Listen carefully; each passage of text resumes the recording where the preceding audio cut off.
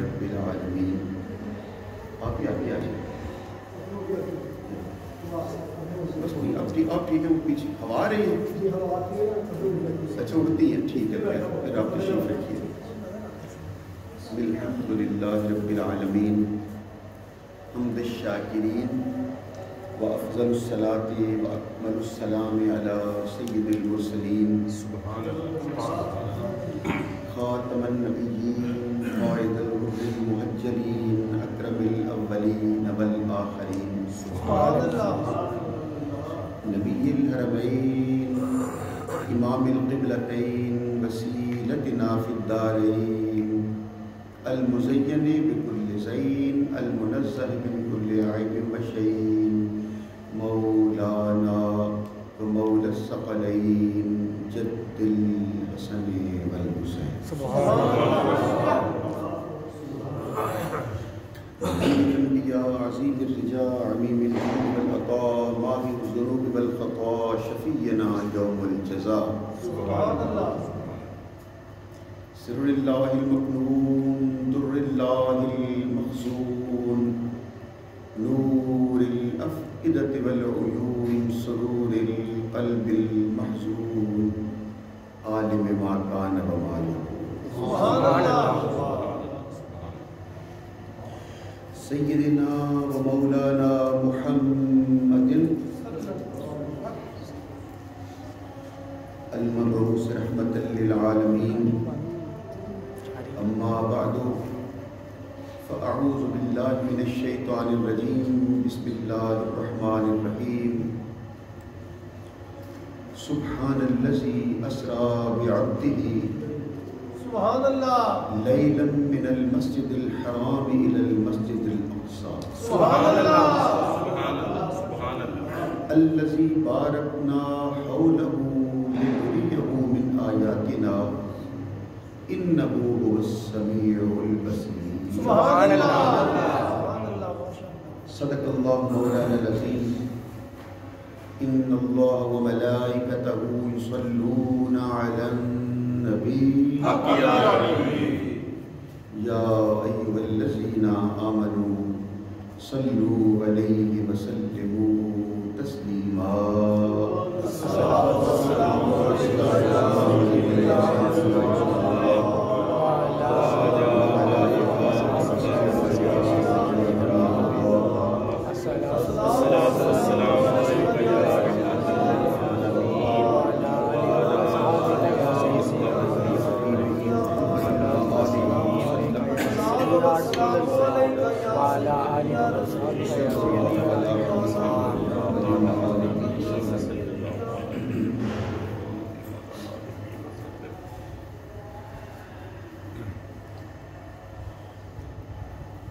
آپ جناب کے سفر سیر معراج کا ذکر کرتے ہوئے حضرت علامہ اقبال نے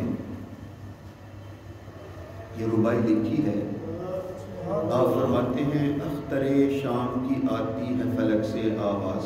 سبحان اللہ سبحان اللہ سبحان اللہ.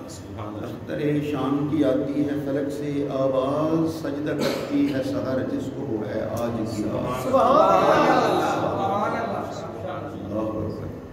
بڑی بہت اعلیٰ پائے کا کلام ہے.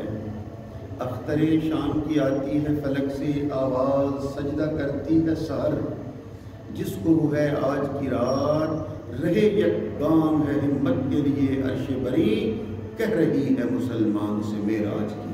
سبحان اللہ سبحان اللہ سبحان اللہ. اور حضرت مولانا ظفر علی خان سبحان اللہ انہوں نے تو کمال ہی کر دیا. اس معراج کا ذکر کرتے اور اس رات کا ذکر کرتے وہ فرماتے ہیں حسن مہمان ہوا عشق کے گھر آج کی رات. سبحان اللہ سبحان اللہ سبحان اللہ سبحان اللہ. بسم اللہ آداب رضا سب بولو نا سبحان اللہ سبحان اللہ. حسن مہمان ہوا عشق کے گھر آج کی رات جذبہ دل ہے بآغوش اثر آج کی رات. سبحان اللہ. کہکشاں نور فشاں ہے کہ اسی رستے سے. سبحان اللہ. کہکشاں نور فشاں ہے کہ اسی رستے سے ہونے والا ہے محمد کا گزر آج.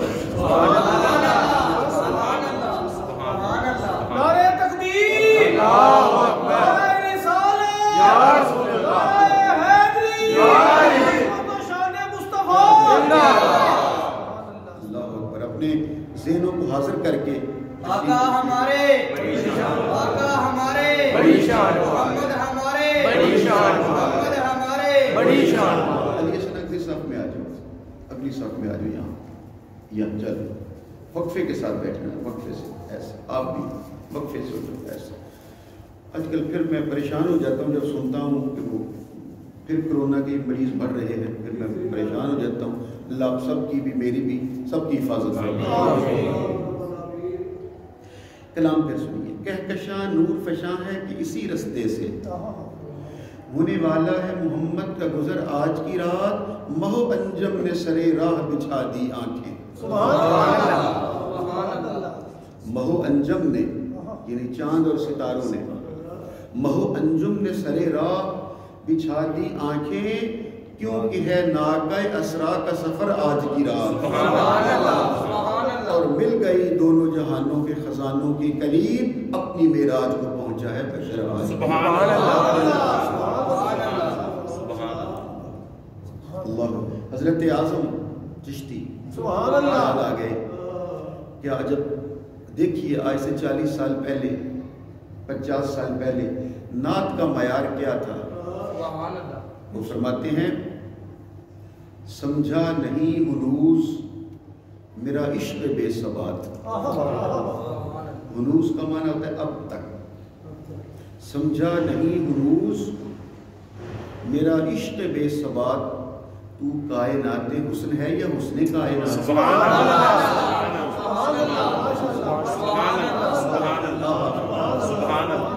سمجھا نہیں ہنوز میرا عشق بے ثبات، تو آقا تو کائنات حسن ہے یا حسن کائنات اب تک سجی ہوئی ہے ستاروں کی انجمن، اس انتظار میں کہ پھر آئیں وہ ایک رات.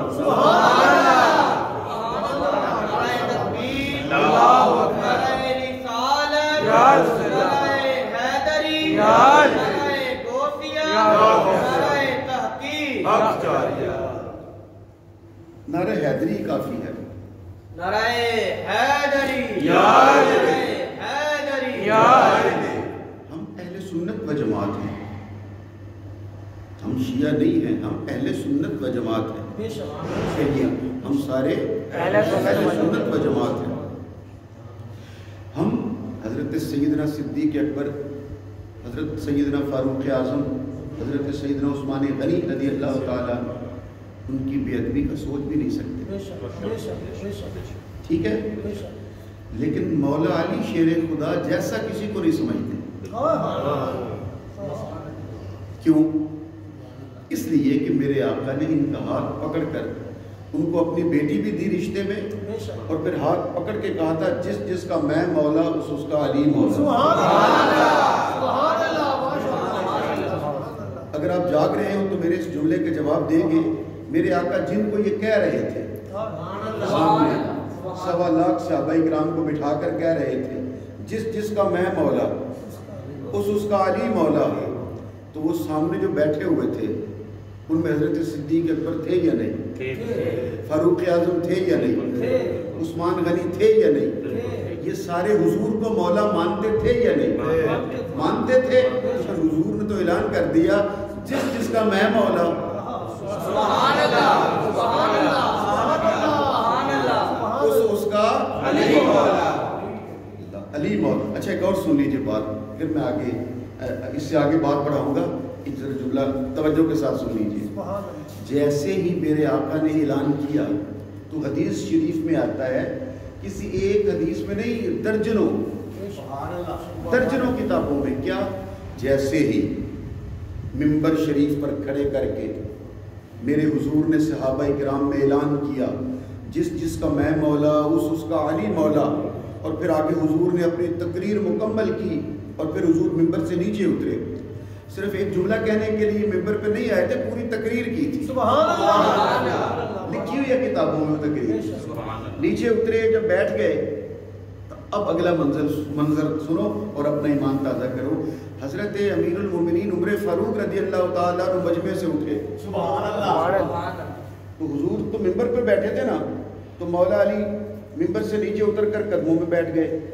حضرت فاروق اعظم مجمع سے اٹھے اور حضرت مولا علی شیر خدا کے قریب آئے اور دونوں ہاتھوں سے ان کے دست مبارک کو پکڑا اور کہا یا علی بخن بخن, یا علی آپ کو مبارک ہو, آج کے بعد آپ سارے مومنوں کے بھی مولا ہو گئے, ساری مومنہ عورتوں کے بھی مولا ہو گئے.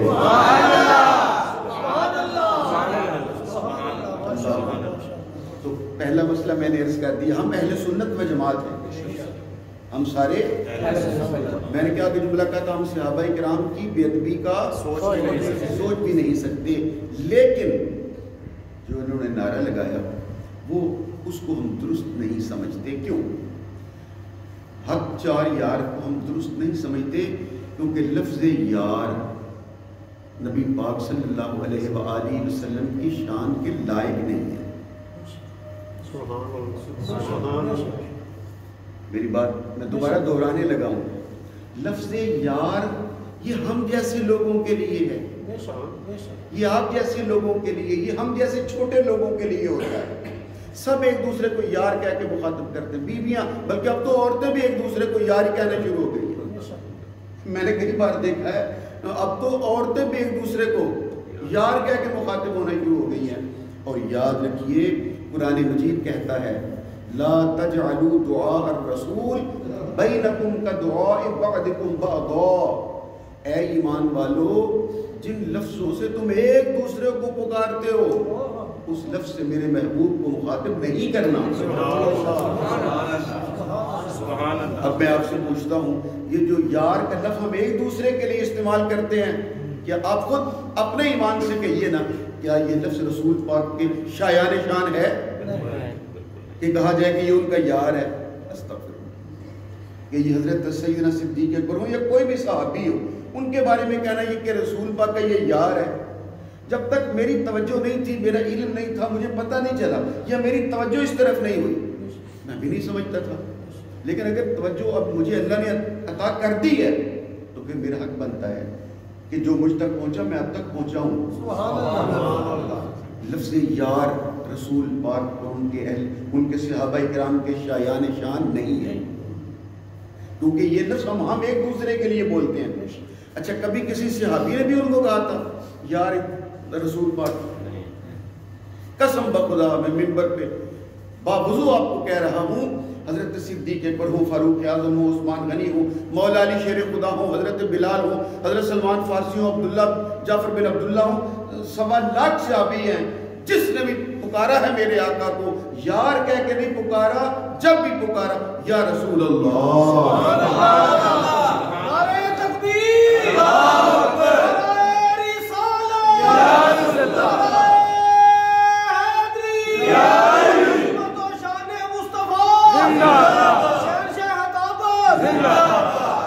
کئی لوگوں نے ہمارے پاس جمعہ یہ سمجھ کے چھوڑ دیا ہے کہ شاید ہم صحابہ کرام کے خلاف بولتے ہیں. ہم صحابہ کرام کے خلاف کبھی آپ نے مجھ سے کوئی حضرت صدیق اکبر, عمر فاروق, عثمان کبھی کوئی بات سنی ہو ان کی شان کے لائق نہ ہو جو جملہ؟ میں تو آپ کو وہ چیزیں عرض کر رہا ہوں جو رسول پاک کے اور صحابہ کرام کی شایان شان ہیں. اچھا, میں آپ کو چھوٹا سا شرعی مسئلہ بھی عرض کر دوں. یہ مسئلہ جو میں نے عرض کیا یہ قرآن پاک کی دلیل ہے کہ تم ان لفظوں سے رسول پاک کو مخاطب نہیں کر سکتے جن میں ایک دوسرے کو بلاتے ہو. 2 طرح کے لفظ ہو سکتے ہیں, ایک ہوتے ہیں یاری دوستی کے حوالے سے, ایک ہوتا ہے رشتہ داری کے حوالے سے. ہم جو پکارتے ہیں چچا جی, تایا جی, خالو جی, مامو جان, پھپھا جی, تایا ابو, چاچو جی, یہ وہ لفظ ہیں. بھائی جان, یہ وہ لفظ ہیں جن سے ہم ایک دوسرے کو بلاتے ہیں. قرآن پاک نے کہہ دیا خبردار جن لفظوں سے ایک دوسرے کو یاد کرتے ہو میرے محبوب کو ان لفظوں سے یاد نہیں کرنا. یہی وجہ ہے کہ حضرت عباس رسول پاک کے چچا ہیں اور صاحب ایمان ہیں. حضرت امیر حمزہ حضور کے چچا جان ہیں اور صاحب ایمان ہیں. اور پوری زندگی انہوں نے ایک بار بھی نہیں کہا او بھتیجے ذرا ادھر آئی، نہیں، وہ بھی کہتے تھے یا رسول اللہ۔ سارے نہیں بولے، ناراض ہو گئے۔ مولا علی شیر خدا آپ جناب کے بھائی تھے، چچا زاد، حضرت عبداللہ بن عباس یعنی عباس کے بیٹے، چچا زاد بھائی تھے، لیکن پوری زندگی مولا علی شیر خدا نے یا حضرت عباس نے یا حضرت جعفر بن ابی طالب نے یا حضرت عقیل بن ابی طالب نے ایک بار بھی نہیں کہا حضور پاک بھائی جان یہ بات کس طرح ہے، نہیں، وہ بھی یہی کہا کرتے تھے یا رسول اللہ۔ بات واضح ہو گئی؟ صاحبان محترم، میں آپ کی خدمت میں یہ عرض کر رہا ہوں کہ قرآن پاک نے فیصلہ کر دیا ہے، جو لفظ ہمیں اپنے لیے استعمال کرتے ہیں، چاہے وہ یاری دوستی کے حوالے سے ہو چاہے رشتہ داری کے حوالے سے ہو، وہ لفظ نبی پاک کے شایان شان نہیں ہوتا۔ اور اب آخری بات کہوں اور پھر میں واپس منزل پر آتا ہوں، علی حسن بیٹے اچھی طرح سن لو، یار کسے کہتے ہیں؟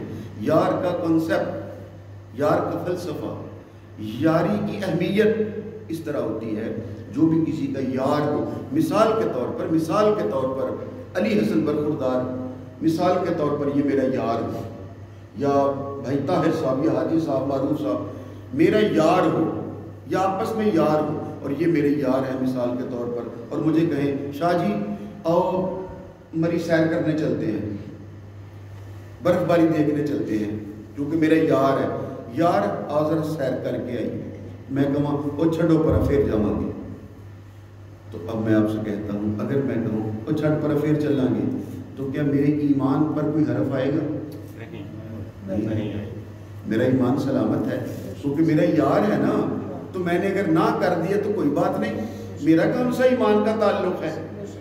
وہ آج صاحب کہے یار آؤ ذرا مچھلی کھا کے آئیے، دوسرا یار کہے نہیں یار چھٹ پرا اگلے جمعے چلیں گے، تو کیا ایمان پر کوئی فرق آئے گا، کوئی حرف آئے گا؟ نہیں آئے گا۔ یاری کا جو تعلق ہے تو یار کو آپ جب چاہے کہہ دو چھٹ پرا یار کوئی گل نہیں، وہ کہ یہ کام کریں آپ وہ چھٹ یار کوئی گل نہیں پھر چلیں گے، تو یار کو آپ جب چاہیں نہ کر دیں، آپ کے ایمان پر کوئی حرف نہیں آتا۔ لیکن اگر رسول پاک کسی کو کہیں اے صدیق اکبر آؤ یہ کام کرو، تو وہ کیا کہہ سکتے ہیں؟ نہیں یار چھٹ پرا۔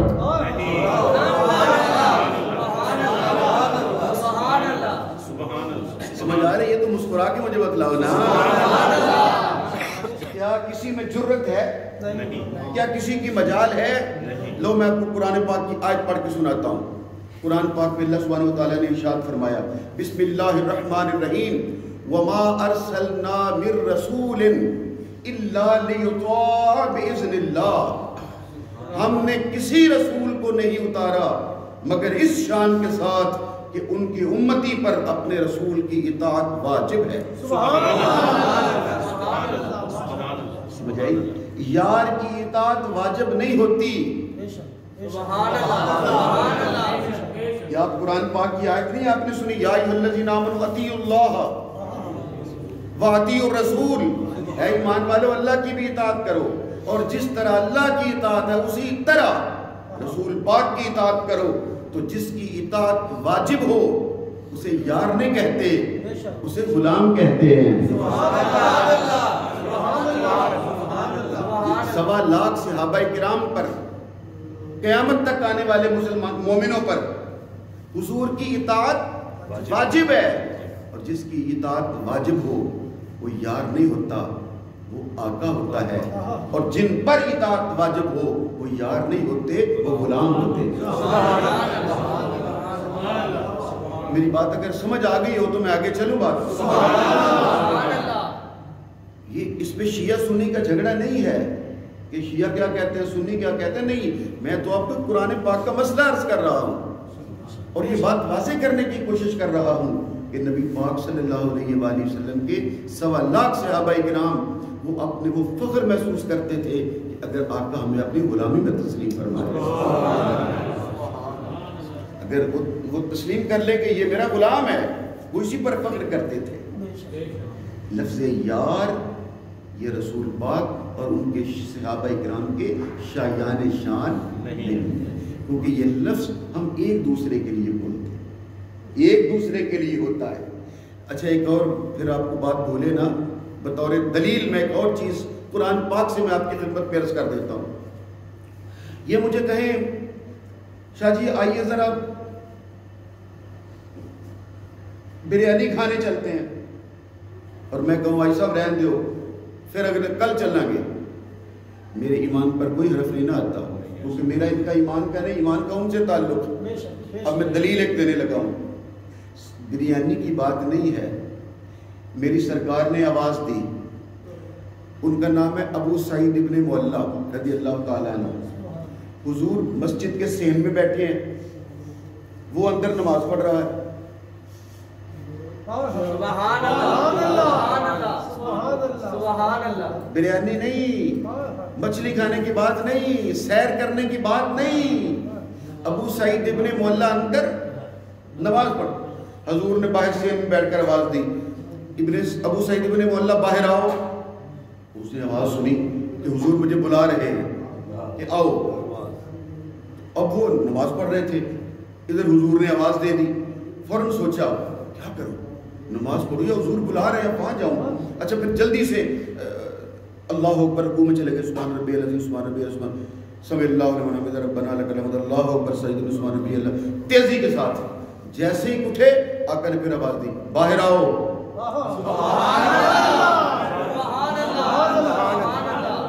اگر بات سمجھ آ رہی ہو تو زبان سے کہو سبحان اللہ۔ انہوں نے نماز کو اور تیز کیا، دوسری رکعت پوری کی، اتحیات بیٹھے، درود شریف پڑھا، رب جل نہیں پڑھا، سلام پھیرا، بھاگ کے باہر آ۔ اتنی دیر میں جب آ رہے تھے آقا نے پھر آواز دے دی، تیسری بار، ابو سعید ابن معلّہ باہر آؤ، اور تیسری آواز میں بھاگتے ہوئے حضور کے قدموں میں جا پہنچے اور ہاتھ باندھ کر عرض کیا، لبیک یا رسول اللہ، حضور غلام حاضر ہے۔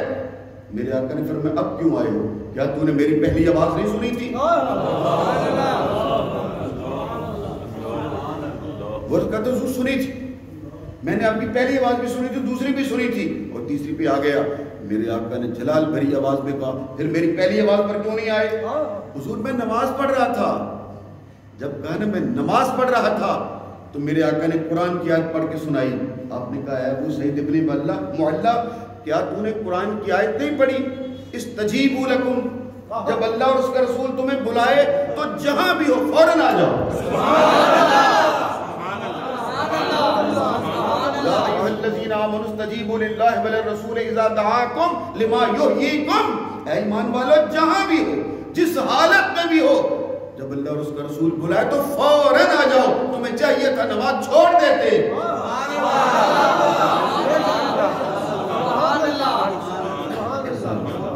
نماز وہیں چھوڑ دیتے اور میری بارگاہ میں آ جاتے۔ اب میں صاحبان محترم آپ کی توجہ چاہتا ہوں اس جملے کے لیے، کیا خیال ہے جس کی آواز پر اگر اسے اللہ اکبر کہہ کے الحمد شریف پڑھ رہے ہیں، اگر قل هو اللہ احد کہنا ہے، اللہ کے ایک ہونے کا اعلان کرنا ہے، یا اللہ اکبر کہہ کے سبحان ربی العظیم کہہ کے اللہ کی تعظیم کا اعلان کرنا ہے، تسبیح کا اعلان کرنا ہے، اور حضور باہر بلا لیں، آگے جسے اللہ کا نام لینے کی بھی اجازت نہیں ہے،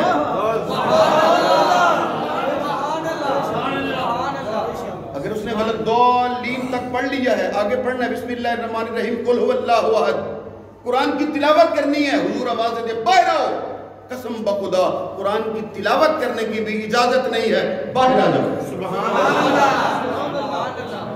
اب میں آپ سے پوچھتا ہوں، جس کی اطاعت کے وجوب کی حالت یہ ہے، جس کے وجوب اور جس کی اطاعت کے وجوب کی شان یہ ہے کہ آپ اللہ کا نام نہیں لے سکتے، اگر وہ آواز دے دیں آپ قرآن کی تلاوت نہیں کر سکتے، ایسے آقا کا یار ہونا چاہیے کہ غلام ہونا چاہیے؟ ایسے آقا کے لیے کیا یہ کہنا چاہیے کہ ان کے یار تھے؟ اللہ یہ کہنا چاہیے کہ صحابہ کرام میرے آقا کے غلام تھے، اور قیامت تک کلمہ پڑھنے والے سب میرے آقا کے غلام ہیں۔ یہ لفظ ہے جو میرے آقا صلی اللہ علیہ وآلہ وسلم کے صحابہ کرام رضوان اللہ علیہ مجمعین کے شایان شان ہے۔ ہم معاذ اللہ خاتم بدہن، ہم حضرت صدیق اکبر کو بھی مانتے ہیں اور مولا علی شیر خدا کو بھی مانتے ہیں، ہم حضرت فاروق اعظم کو بھی مانتے ہیں اور مولا علی کو بھی مانتے ہیں. ہم عثمان غنی کو بھی مانتے ہیں, مولا علی کو بھی مانتے ہیں. اگر نہیں مانتے تو صرف معاویہ کو نہیں مانتے, کیونکہ اس نے مولا علی شیر خدا کے سامنے کھڑے ہو کر بیعت بھی نہیں کی تھی اور جنگ کر کے 40,000 بندہ قتل بھی کروایا تھا, اور پھر ام المومنین بی بی عائشہ کو شہید کروایا تھا, اور پھر امام حسن مجتبیٰ کو شہید کروایا تھا. ہم صحابہ کرام رضوان اللہ تعالیٰ علیہ مجمعین کی گستاخی کا سوچ بھی نہیں سکتے. کل رات میں سیالکوٹ میں تھا, 2 جگہ پہ حاضری تھی, اور وہاں پر بھی میں جب معراج شریف بیان کر رہا تھا تو میں نے ساتھ حضرت صدیق اکبر کی شان بیان کی. اور میں آپ کو دونوں چیزیں سناتا ہوں تاکہ آپ کو پتہ چلے کہ ہم اہل سنت و جماعت ہے. کوئی یہ خیال بھی نہ کرے کہ شاید ہم شیعہ نہیں, ہم تو اہل سنت ہیں. ہم قرآن مجید کو, حدیث شریف کو جو ہمارے سامنے آتا ہے مانتے ہیں, لیکن پہلے عقل کرتے ہیں کہ کیا یہ حدیث رسول پاک کے شایان شان بھی ہے یا نہیں. 20 حدیثیں ہمیں ملتی ہیں, ان کا عقیدہ وہ آنکھیں بند کر کے کہتے ہیں ٹھیک ہے, مگر نہیں, ہمیں اللہ نے عقل عطا کی ہے, شعور عطا کیا ہے. ہم کیسے مان لیں؟ مجھے کم از کم مجھے کوئی سمجھائے, میرے من میں, یہ میرے دماغ میں کوئی بات ڈال لے, اگر میں پاگل ہو گیا ہوں تو مجھے کوئی سمجھائے یہ کیسے ہو سکتا ہے کہ رسول پاک معراج پہ جا رہے ہوں اور ان سے پہلے ان کے دل کا آپریشن کیا جائے اور دل میں سے ایک کالی چیز نکال کے باہر پھینکی جائے. یہ کیسے ممکن ہے کہ اللہ کا حبیب جس نے حضرت آدم علیہ نبینا علیہ السلام کی تخلیق سے پہلے نبوت مل چکی ہے, اور ابھی ان کا دل اس حالت میں تھا کہ اس میں سے کوئی کالی چیز نکال لی جائے, جن کی اہل بیت کے لیے اللہ قرآن میں اعلان کرتا ہے انما یرید اللہ لیذھب عنکم الرجس اہل البیت ویطہرکم تطہیرا. محمد علی, فاطمہ, حسن, حسین, یہ 5 ہستیاں وہ ہیں کہ رجس ان کے قریب بھی نہیں آ سکتا. تو یہ کیسے ہے کہ ان کے قریب نہیں جا سکتا, اور رسول پاک کے بارے میں کہا جائے دل کھول کے اندر سے کالا داغ نکالا تھا. سمجھ آ رہی؟ ہم حدیثوں کو مانتے ہیں لیکن عقل کے پیمانے پر تو پہلے ناپنا ہے نا انہیں کہ کیا یہ حدیث ان کے شایان شان بھی ہے یا نہیں. اور اگلی بات سنو, میں نے رات میں یہ مسئلہ کیا تھا, اب آپ کو سناتا ہوں, آپ کو زیادہ لطف آئے گا کیونکہ پہلے اسے میں نے بیان کر دیا, اب آپ کو زیادہ لطف آئے گا. کیا جیسے ہم کتاب میں لکھی ہوئی چیز بھی ہو نہیں مانتے جب تک یہ تسلیم, یہ پتہ نہ چل جائے کہ یہ حضور کے شایان شان ہے. حضور کی تنقیص یا تنقید تو نہیں ہوتی اس بات پر. اگلی بات سنیے, ہمیں یہ مسئلہ حضرت صدیق اکبر نے بتلایا. سبحان اللہ. آپ, مجھے یقین ہے کہ آپ بے ساختہ آپ کی لبوں سے سبحان اللہ نکلے گا جب میں بات پوری کروں گا. وہ یہ ہے کہ جب میرے آقا معراج سے واپس پلٹنے لگے, آواز میری سرکار نے, اللہ نے کہا جاؤ اے حبیب جا کے اعلان کرو, یہ 5 یعنی پہلے 50 پھر 5 نمازوں کا تحفہ ہے, یہ امت کو عطا کرو کہ 5 فجر, ظہر, عصر, مغرب, عشاء پڑھنی ہے اور کہنا میں لا مکان سے ہو کے آیا ہوں. میری سرکار نے کہا باری تعالیٰ میں تو اعلان کر دوں گا, مگر مانے گا کون؟ یہ ابو جہل, ابو لہب, عتبہ, شیبہ, ولید, مغیرہ, اتنے بڑے بڑے بھیانک دشمن کافر ابو جہل, یہ کیسے مانیں گے؟ آواز قدرت آئی, اے میرے حبیب آپ جا کے اعلان کرو, کوئی مانے یا نہ مانے صدیق اکبر ضرور مانے گا.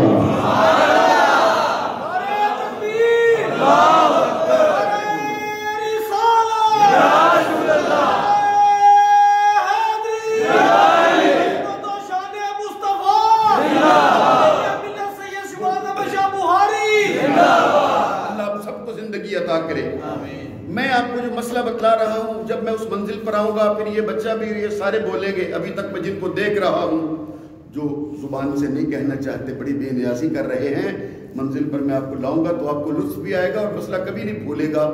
میں بھی وہ تیار کر رہا ہوں آپ کے ذہن کو. وہ کیا ہے؟ میرے آقا نے کہا, اللہ نے کہا اے حبیب کوئی نہ مانے یا نہ مانے صدیق اکبر ضرور مانے گا. میرے آقا آئے, صحن حرم میں صبح کھڑے ہوئے, حتیم کے پاس کھڑے ہو کے اعلان کر دیا. حضرت صدیق اکبر کا گھر دور تھا, یہ مکہ شریف کی یہ بات ہے نا, صدیق اکبر کا گھر ذرا دور تھا. ابو جہل ہے, ابو لہب ہے, سب بیٹھے ہوئے ہیں. میرے آقا نے اعلان کیا رات میں لامکان سے ہو کے آیا ہوں، اور دیر کتنی لگی ہے؟ سبحان الذی اسریٰ بعبدہ لیلا، ایک لمحہ، سبحان اللہ سبحان اللہ، مل کے بولو کتنا؟ ایک لمحہ، یہاں لگا ایک لمحہ، وہاں گزر گئے 18 سال۔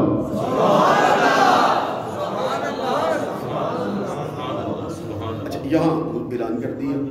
ابو جہل نے جب حضور سے سنا، حضور کہہ رہے ہیں میں مسجد اقصیٰ گیا تھا، وہاں میں نے نبیوں کو نماز پڑھائی تھی، پھر میں آسمانوں سے گزرا تھا، پھر میں جنت سے گزرا تھا، پھر میں عرش سے گزرا تھا، پھر میں کعبہ قوسین سے گزرا تھا، پھر میں لامکان سے گزرا تھا، پھر میں نے حجابات عظمت کو طے کیا تھا، پھر میں اللہ کا دیدار کر کے واپس پلٹا ہوں، اور ٹائم لگا تھا ایک ابو لہب عتبہ شیبہ تو بحث کرنے لگے، یہ کیسے ہو سکتا ہے، یہ کیسے ہو سکتا ہے، یہ کیسے ممکن ہے، آپ کیسی بات کر رہے ہو؟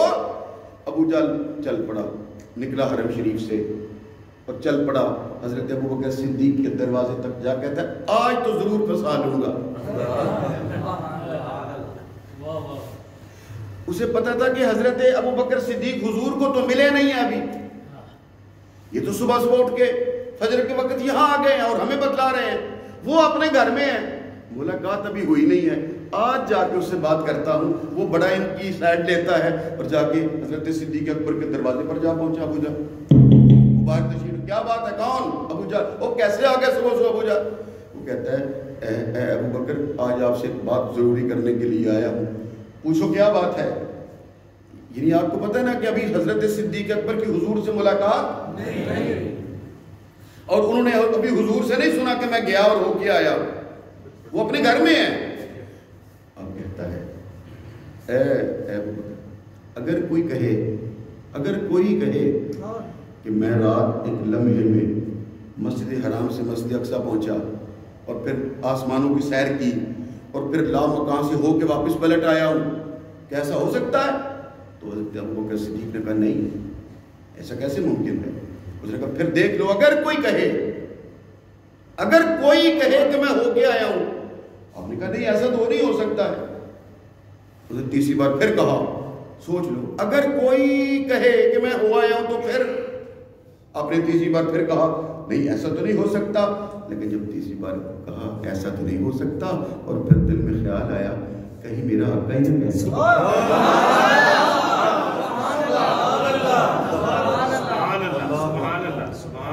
کہیں میرے آقا ہی نہ کہتے ہو، سبحان اللہ۔ پھر فوراً کہا او ابو جہل، سنا کس سے ہے؟ کہتے ہیں تیرے آقا کہہ رہے تھے وہاں، بس حرم شریف میں اعلان کر، ابھی تقریر کر رہے ہیں وہاں کھڑے ہو کر، ان سے سن کے آیا ہوں۔ جب کہا نا تیرے آقا کہہ رہے ہیں، تیرا یار نہیں کہہ رہا،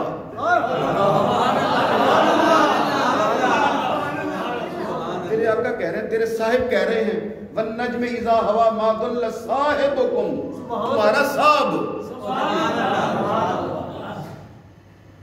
سمجھ آ رہی ہے؟ یار نہیں، صاحب، وَالنَّجْمِ إِذَا هَوَى مَا ضَلَّ صَاحِبُكُمْ، تمہارا صاحب۔ اللہ جب حضرت صدیق اکبر نے